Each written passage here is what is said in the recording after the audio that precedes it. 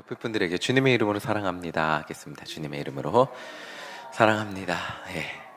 벌써 2월입니다.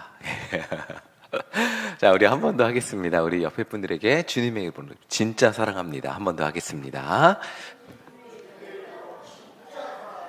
예. 예, 저도 최성 원장님 진짜 사랑합니다. 오래오래 건강히 진짜 사랑해 주시기를 소망합니다. 아멘. 예, 김시영 권사님 감사합니다. 오늘 말씀을 나누겠습니다. 오늘 말씀은 예수님이 예루살렘에 도착하셨어요. 그 당시 종교 수도죠. 거기 종교의 가장 중심인 도시 예루살렘에 이제 도착해서 지금으로 치면 가장 메인 교회라고 할 수 있겠죠. 감리교는 가장 중심인 교회가 어떻게 설명하기는 어렵지만 가장 일신교회라고요. 네, 알겠습니다. 네, 일신교회에서 설교하신 거예요. 누구나 오고 싶어하는 그런 교회와 참 부목사로 사역하고 있는 게 감사한 일인데, 그 가장 중심인 교회에서 하늘나라의 복음을 전하셨습니다. 그런데 그때 대제사장들과 서기관들 그리고 장로들이, 그러니까 당시 종교 지도자들이에요. 가장 유명했던 종교 핵심 멤버들이 예수님께 찾아와서 질문을 한 거예요. 우리 2절 함께 읽어보겠습니다. 2절 함께 읽겠습니다. 시작. 말하여 이르되 당신이 무슨 권위로 이런 일을 하는지 이 권위를 준 이가 누구인지 우리에게 말하라. 아멘. 예수님의 권위를 물어봤습니다. 왜 권위를 왜 물어봤냐면 예수님의 주요 활동 무대는 갈릴리예요. 갈릴리 나중에 여러분들 꼭 성지순례 가시길 소망합니다. 가시면 진짜 시골이에요. 아무것도 없는 시골. 예수님이 계신 곳은, 그런데 지금 반면에 예루살렘은 갈릴리를 저는 처음에 먼저 갔는데 진짜 아무것도 없는 들판이었어요. 그러다가 이제 차 타고 3시간 나중에 예루살렘에 갔는데 뭔가 예루살렘에 왔다는 그 웅장함이 저를 압도하는 걸 느꼈습니다. 예수님이 계신 곳, 그러니까 원래 예수님의 활동 무대는 갈릴리였고, 그런데 지금 예수님이 가르치시는 곳은 예루살렘의 성전이었습니다. 가장 종교의 중심지였죠. 지금 종교 지도자들의 눈에는 저 시골뜨기예요. 시골에서 병든 자를 고치고 하나님의 말씀을 전했던 자가 사람들에게 인기가 조금 많아졌다고 해서 기세등등한 모습으로 성전을 뒤엎었어요. 와서 자기가 뭔가 된 것처럼 성전을 뒤엎고 자기들의 구역인 예루살렘 성전에서 주인공인 것처럼 하나님의 말씀을 전하고 있는 것처럼 종교 지도자들 눈에는 예수님의 모습이 그렇게 비춰졌다는 것입니다. 종교 지도자들에게는 당시 종교 중심인 예루살렘 성전에서 하나님의 말씀을 전하는 주인공은 당연히 자신들이어야 했어요. 그 자신들이 자기 거예요. 종교 그 예루살렘 성전은 자기 거예요. 자신들은 자격이 충분했어요. 집안도 좋았고요. 부모님도 제사장이었고 자기들도 종교 지도자 집안이었고 체계적인 종교 교육도 받았죠. 사람들의 인정도 받았고요. 엄격한 율법을 다 지키며 살고 있다는 자부심도 있었습니다. 그러니까 너무나 당연하게 스스로 느끼기에 예루살렘 성전은 자신들의 것이어야 했고 자신들이 그곳에서 자신들이 주인공이 되어야 했고, 그런데 그 주인공이 되어야 하는 그곳에서 웬 시골에서 온 젊은 예수라는 남자가 자신들의 영역에서 하나님의 말씀을, 자신들이 전해야 하는 하나님의 말씀을 빼앗아서 예수라는 남자가 전하고 있었던 것입니다. 그리고 그들의 눈에, 종교 지도자들 눈에 견디기 힘들었던 것은 자신들의 말에만 집중해서 사람들이 온통 그러니까 이 종교 권력을 가지고 있었다는 게 뭐냐면 하나님의 뜻입니다, 하나님의 말씀입니다를 누구만 말할 수 있었냐면 자기들만 말할 수 있었어요. 다른 사람들의 말은 다 틀린 거고 내가 말해야 하나님의 뜻이었거든요. 그런데 예수라는 자가 와서 하나님의 뜻을 전하기 시작한 거예요. 그리고 사람들은 그걸 하나님의 뜻으로 듣고 있었습니다. 집중해서 듣고 있던, 이게 그 사람들을 견디기 힘들게, 종교 지도자들을 견디기 힘들게 만들었습니다. 종교 지도자들은 이 장면을 보고 기분이 문제가 아니고 견디기가 힘들었습니다. 너무나 당연하게 반복해서 설명해 드리지만 예루살렘 성전은 자신들의 것이었고 하나님의 말씀을 전하는 권한도 자신들의 것이었고, 사람들의 그 우러러보는 눈빛, 존경스러운 눈빛, 그것도 자신들이 받아야 될 몫이었고, 심지어 하나님도 자신들의 것이었는데, 지금 예수라는 시골뜨기 젊은이가 와서 인자라고 하고요, 하나님의 아들이라고 하고, 하나님의 복음을 전하고 있는 것, 이 눈앞에서 이것을 눈앞에서 보고 있는 것이, 이게 견디기 힘들었습니다. 그렇기 때문에 종교 지도자들은 예수님 앞에 가서 당신은 무슨 권위로 성전에서 하나님의 말씀을 이렇게 뻔뻔하게 전하고 있는지 그냥 궁금해서 물어본 게 아니에요. 정말 예수님이 싫은 감정, 당신 빨리 사라지세요 라는 감정을 가지고 항의하고 있는 것입니다. 지금 종교 지도자들이 이렇게 질문하고 있는 이유는, 당신같이 시골에서 종교 교육도 제대로 받지 못한 자는 예루살렘 성전에서 하나님의 말씀을 전할 자격이 없다고 예수님께 스스로 그러니까 예수라는 자에게 알려줌과 동시에 예수님을 존경스러운 눈빛으로 지금 바라보고 있는 저 사람들, 그 사람들에게도 저 사람은, 여러분들이 존경스러운 눈빛으로 바라보고 있는 저 사람은 그렇게 존경스러운 눈빛으로 말씀을 들을 가치가 없는 사람, 없는 존재라는 것을 알려주기 위한 질문이었습니다. 두 가지 효과를 노린 거죠. 예수 스스로, 당신은 자격이 없어 스스로 깨닫게 만들고, 그리고 사람들에게도 예수를 존경하지 마, 그 알려주는 것이었습니다. 그런데 예수님은 이렇게 종교 지도자들의 질문에 이렇게 대답하십니다. 우리 4절 함께 읽어보겠습니다. 4절입니다. 함께 읽겠습니다. 시작. 요한의 세례가 하늘로부터냐 사람으로부터냐. 아멘. 예수님의 대답은 종교 지도자들에게 조금 막 포인트를 다르게 하신 느낌이 들어요. 세례 요한의 권위를 물어보셨어요. 갑자기 자신의 권위를 얘기한 게 아니라 세례 요한의 권위를 물어보셨습니다. 자, 여기에는 이유가 있죠. 또 목적도 있고. 예수님이 누구에게 세례 받으셨죠? 다 알고 있습니다. 누구에게 세례 받으셨죠? 세례 요한에게 받으셨죠. 그러면 그거예요. 세례를 준 세례 요한의 권위를 인정을 하느냐, 인정하지 못하냐. 자, 요한이 예수님을 보고 한 말이 있습니다. 여러분들 다 알고 계시겠지만 요한복음 1장 26절, 27절 우리 함께 읽어보겠습니다. 함께 읽겠습니다. 시작.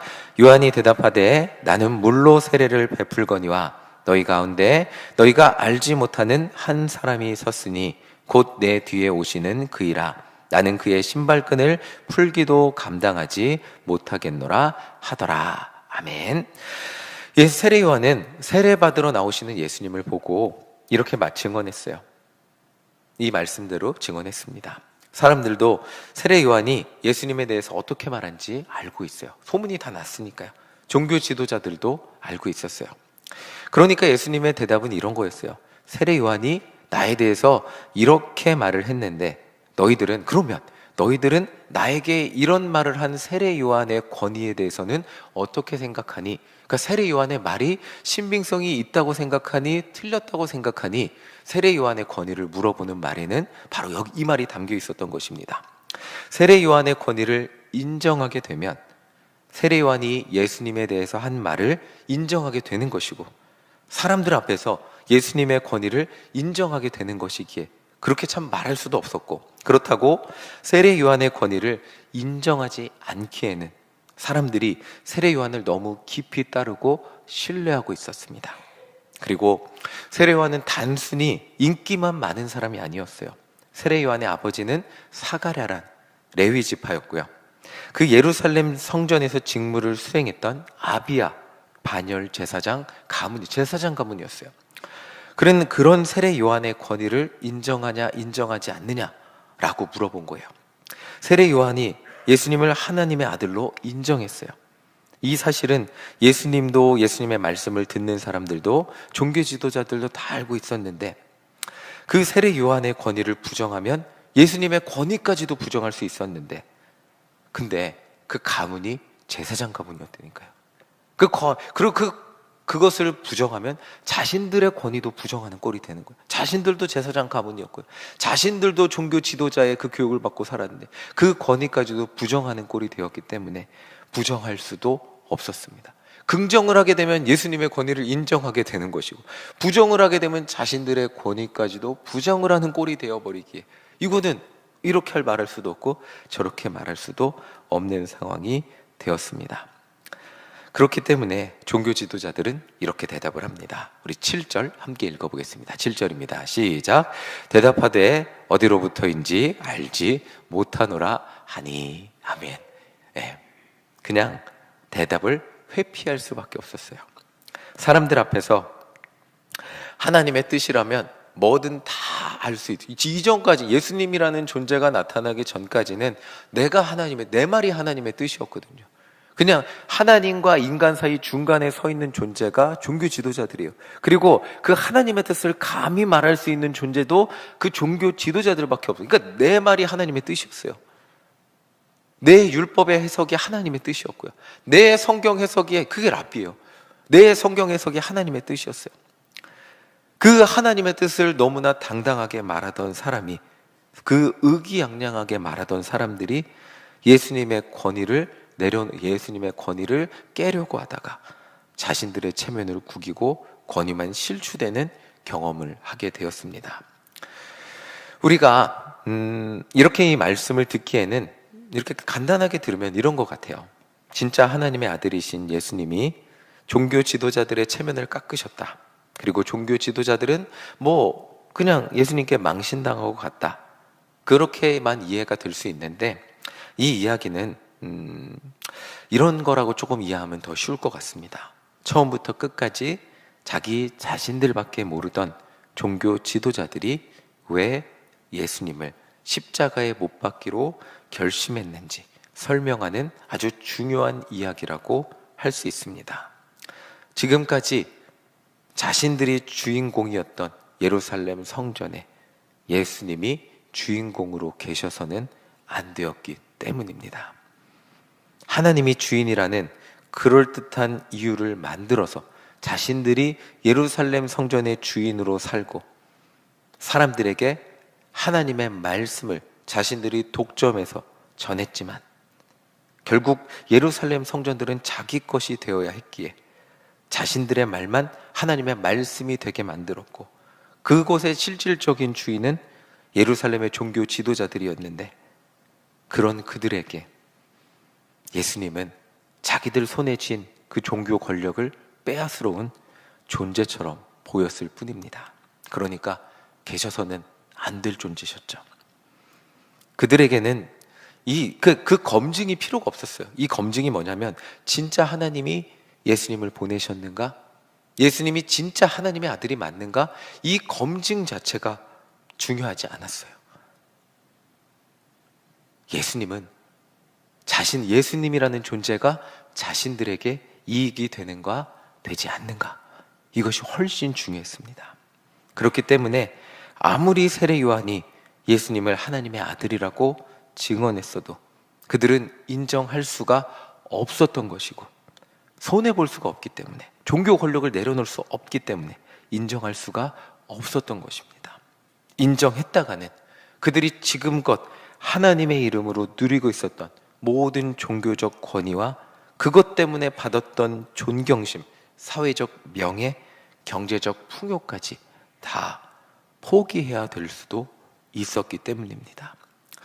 결국 이 종교 지도자들에게 중요했던 것은 예수님이 내게 이익이 되느냐, 되지 않느냐, 지금 내가 가지고 누리고 있는 것을 더 크게 누리는데 도움이 되느냐, 되지 않느냐, 이것이었습니다. 이익이 되지 않으니까 그들은 끝까지 예수님의 권위를 인정하지 못하고 말로 회피하고 돌아갑니다. 이것이 그 당시 가장 하나님을 열심히 믿는다고 사람들에게 자랑했던 바리새인들의 믿음의 민낯이었습니다. 자신들의 이익에 도움이 되지 않는 하나님의 뜻에는 필요 없는 것이 그 당시 가장 하나님을 잘 믿는다고 자부했던 종교 지도자들의 믿음의 한계였습니다. 자신들의 기득권을 위협하니까 결국 종교 지도자들은 예수님을 제거하기로 결심하고 사람들을 선동하고 로마 총독 빌라도까지 설득해서 예수님을 결국 십자가에 죽게 만들었습니다. 오늘 이 말씀이 우리에게 주는 메시지는 명확합니다. 하나님이 아무리 우리에게 막 사인을 보내주세요. 그리고 막 예수님을 믿을 사인을 보내주시고 그 상황으로 인도하시고 해도 우리가 믿지 않기로 결심한다면, 예수님을 믿는 것이 내 삶에 이익이 되지 않는다면 우리 인간이라는 존재는 절대로 예수님을 믿지 못하고, 아니 믿기를 원하지 않는다는 것입니다. 그들 눈앞에 구원자 예수님이 오셨음에도 불구하고, 하늘나라의 복음을 전했음에도 불구하고 자신의 이익에 반대가 되니까 예수님 믿기를 원하지 않았고 예수님을 십자가에 못 박기를 원했던 것처럼, 아무리 진리가 있다고 외치고 목이 터져라 외치고 구원이 있다고 목이 터져라 외친다 할지라도 예수님을 믿는 것이 내게 유익이 되지 않는다면 인간이라는 존재에게는 예수님은 자신의 이익에 따라 필요 없는 존재가 되어버리는 안타까운 사실을 오늘 말씀을 통해 우리에게 보여주고 계십니다. 남의 얘기처럼 그렇게 들리실 때, 저 밖에 예수님 안 믿는 분들 그러니까 예수님 안 믿는구나 라고 생각하실 수 있어요. 그러면 우리에게 적용해 보겠습니다. 정말 예수님을 열심히 믿는, 수요 예배 나올 정도로 열심히 믿는 우리들은 어떻습니까? 우리는 그들과 조금 다릅니까? 우리는 진짜 내 이익과 상관없이, 나의 잘됨과 상관없이 예수님을 하나님의 아들로 인정하고 믿고 그분의 뜻에, 우리의 인생의 모든 잘됨보다 하나님의 뜻에 내 인생을 맡기며 살아가시고 계십니까? 만약 하나님이 우리에게 경제적 풍요가 아니라, 자녀의 잘됨이 아니라, 내가 원하고 내가 바라고 믿고 내가 살아가고 내가 얻기를 원하는 그 방향이 아니라 다른 것을 위해 살라고 하신다면 우리는 어떤 반응을 하실 것 같으십니까? 지난주 젊은이부 설교할 때 요나 설교했어요. 배 타고 도망갔잖아요. 네. 요나랑 저랑 뭐가 다를까요? 우리의 인생의 목표보다 하나님의 큰 뜻을 위해 인생을 살아가라고 하신다면 우리의 반응은 어떨까요? 제가 이 앞에서 그런 설교를 하면, 그리고 우리 주변의 사람들이 너 그렇게 살지 말고 하나님 뜻을 위해 좀 포기해봐 하는 신앙의 선배들, 권사님, 장로님, 그분들이 여러분들에게 그 말을 해주신다면 그들의 말은 여러분들의 귀에 어떻게 들리실까요? 당신이나 똑바로 사세요 라고 하지 않을까요? 제가 가장 좋아하는 성경 구절은 요한 3서 1장 2절입니다. 읽어드릴게요. 사랑하는 자여, 내 영혼이 잘됨같이 내가 범사에 잘되고 강건하기를 내가 간구하노라. 제가 좋아하는 말씀이에요. 좋은 게 좋은 거라고, 이렇게 말하고 싶어요. 좋은 게 좋은 거라고, 여러분들이 이 정도 하나님 믿으면 다 잘 될 거예요 라고 말씀드리고 설교 마치고 싶어요. 성도님들이 가장 좋아하는 따뜻한 위로의 설교를 하고, 목사님 오늘 말씀도 참 위로가 됐습니다. 그리고 집에 가고 싶습니다. 그런데 오늘 본문은, 이 본문을 넘어갈 수가 없잖아요. 성경이 말하는 건데. 오늘 본문은 우리에게 분명히 말해주고 있어요. 하나님을 믿어도 여전히 나 중심으로, 이 내 마음 안에 내가 중심이 되어서 나를 위해 사는 사람, 나를 위해 하나님이 응답해 주셔야 되고, 나를 위해 복 주셔야 되고, 내가 잘 되길 바라고, 교회에서 내가 주인공이 되길 바라고, 교회에서 내가 드러나길 바라고, 내 삶에서 내가 잘 되길 바라는 사람은, 그런 사람은 그 안에 예수님을 바라보기가 힘들면, 아니 바라보지 못할 수도 있음을, 아니 아무리 교회를 열심히 다녀도 예수님이 내 삶의 주인이 되기를 원하지 않는 사람이 될 수도 있음을 말해주고 있습니다. 종교 지도자들 그렇게 하나님을 열심히 믿었는데 결국 예수님 눈에 걸리니까 십자가에 못 박아서 치워버렸거든요. 오늘 함께 예배드리는, 제가 여러분들에게 어떤 나쁜 말을 한 게 아닙니다. 그냥 우리 자신을 돌아보자는 것입니다. 신앙의 중심이 예수 그리스도 맞으십니까? 진짜 아까 우리 진짜 사랑합니다 했듯이 진짜 맞으십니까? 이 설교가 저한테도 어려워요. 저도 그렇게 못 살고 있기 때문에, 저도 치열하게 싸우면서, 마조고 목사도 그렇게 못 살면서 왜 이렇게 설교하세요? 라고 하실 수 있기 때문에 저도 치열하게 싸우면서 제 이기적인 마음 내려놓고 제 중심인 마음 내려놓고 하나님 뜻대로 살려고 매 한순간 한순간 선택과 말과 삶의 습관들 어떻게든 주님 뜻대로 살아보고 싶은 마음만 있기 때문에 참 이 말씀이 어렵습니다. 정말 이 말씀은 하나님 앞에서 우리를 모두 정말 부끄럽게 만드는 말씀입니다. 우리 모두 진지하게 이 말씀 앞에 고민하고 기도할 때 정말 이 말씀을 듣는, 이 말씀을 준비하는 것도 어려웠어요.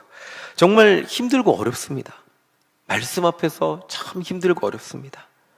하나님이 이 땅에서 정말 그런데 우리에게 신앙의 여정을 허락하셨잖아요. 그때 이 신앙의 여정이 왜 있을까요? 당장 구원받자마자 천국에 들어가게 하지 않으시고 왜 이 신앙의 여정을 허락하셨을까요?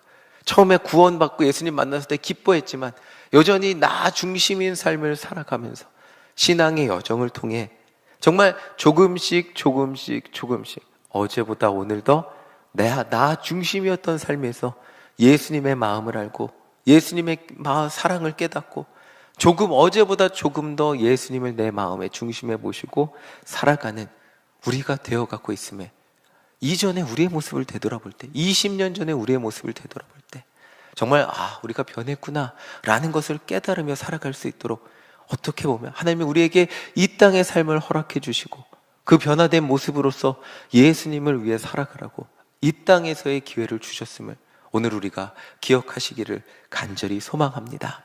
결국 내 안에서 나의 잘됨이, 나의 이익이 바리새인들, 종교 지도자들처럼 하나님, 내 뜻이 하나님 뜻이 되게 해주세요 기도하는 것이 아니라 정말 내가 잘 되는 것이 하나님 뜻이 되게 해주세요 그것이 아니라 예수님이 내 마음의 주인이 되어주시고 예수님이 내 인생의 주인이 되어주셔서 내가 한평생 주님 앞에 가는 날 예수님 위에 살다가 천국에 왔습니다. 처음에 예수님을 모를 땐 나밖에 모르며 살았지만 주님이 주신 이 귀한 인생 예수님 믿으며 살면서 나라는 것들을 조금씩 내려놓고 예수님 위에 사는 모습을 조금이나마 흉내내며 살다가 주님 앞에 왔습니다. 그렇게 주님 앞에 예수님 앞에 나아갈 수 있는 우리 모두가 되시기를 간절히 소망합니다. 이 과정은 너무나 치열하고 때로는 내 것들을 꺾어야 하는 그 아픔과 무거움이 우리에게 참 불편함과 어려움으로 다가올 수 있지만 오늘도 우리에게는 세상 다른 어떤 고난보다 내 욕구와 욕망과 욕심과 삶의 이상을 꺾어야 하는 것이 가장 큰 고난과 아픔이 되는 과정이 될 수도 있겠지만 그러나 그 꺾음 가운데 예수님이 나의 안에 채워주시는 그 생명의 은혜, 진리를 알지니 진리가 우리를 자유케 하는 그 은혜를 누리고 정말 주님 앞에 나아가는 우리의 모습, 예수님을 닮아 성화되어 예수님 같은 모습으로 이 땅을 살아가며 예수님을 전하는 증인의 삶을 살아가는 우리 모두가 되시기를 간절히 소망합니다. 아멘.